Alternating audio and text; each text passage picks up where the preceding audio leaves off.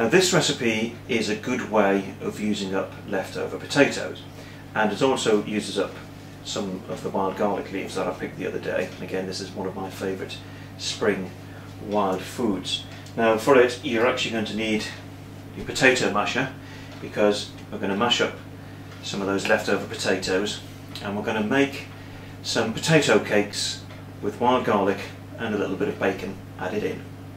So just mash the potato up, and what I find helps with this recipe is just to put in an egg. It actually helps bind it all together, and obviously remove the bits of shell that shouldn't be there and mash that in. Then need to add in a handful of chopped wild garlic leaves, and then fry a little bit of bacon and just add that in. Chop it first before you fry it. Add in the oil that it came with as well, and then sort of mash it up and mix it all together. At any moment now I'm going to have to get my hands into this to make sure it's properly mixed through. Really get your hands right into it, give it a good mix up.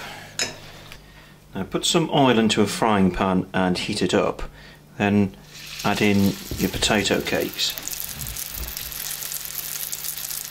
Now you don't want the oil and the temperature to be too hot, because you'll end up incinerating your potato cakes on the outside but not cooking them on the inside,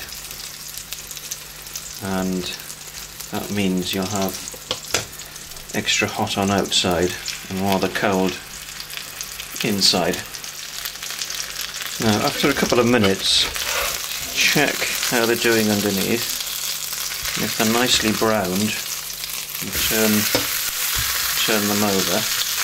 You probably need to turn them over a couple of times at least to make sure that they're evenly cooked through. But once they're browned on the outside and cooked through on the inside, they're ready for eating.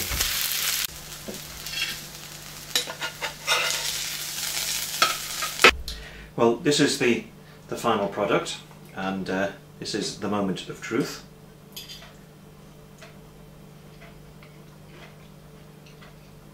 Yeah, that worked really well. Quite pleased with that. Well, I hope you've enjoyed our recent videos about cooking with spring leaves, with wild leaves that grow on plants all around us. And the next time you pull out those weeds from your garden, think to yourself, actually, you're throwing away some good and interesting foods. Anyway, we'll be harvesting some of our early crops from the allotment soon. We'll be making some videos as well about cooking with some of those products and foods that we get from our allotment. So hopefully you'll join us then. See you around.